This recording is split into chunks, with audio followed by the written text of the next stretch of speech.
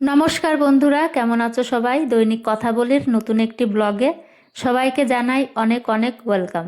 তো আগের ভিডিওতে তো শেয়ার করেছি যে আমরা কিন্তু অলরেডি পৌঁছে গিয়েছিলাম বিয়ে বাড়িতে, আর যাওয়ার পরে কিন্তু বেশ ভালোই লাগছিল। আর এটা হচ্ছে দাদার বড় ছেলে।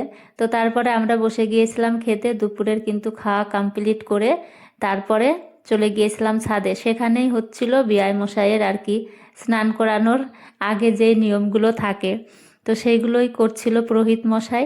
আর এখানে কিন্তু ফটোশ্যুট চলছিল। তো সব কিছু কমপ্লিট করার পর শুরু হয়ে গিয়েছিল বৃদ্ধি। তো বৃদ্ধি করতে তো জানোই প্রচুর সময় লাগে। এখানেও ছিল পুরোহিত মশাই, আর অনেকেই ছিল, যেমন বৌদি ছিল, ময়মা ছিল, আর বৌদির বাবা ছিল। আর এখানেও কিন্তু ফটোশ্যুট চলছিল, আর আমি তো দেখছিলাম, বেশ ভালোই লাগছিল।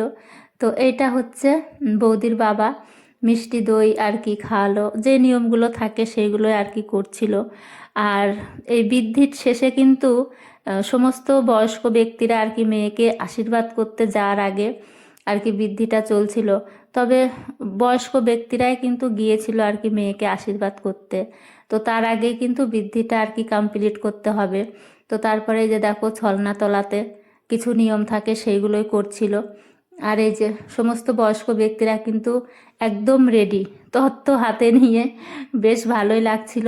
তো তারপরে আমিও চলে গেলাম একটু গাড়ির কাছে, যেহেতু ওখানে সবাই দাঁড়িয়েছিল দেখার জন্য যে গাড়িটা কখন যাবে।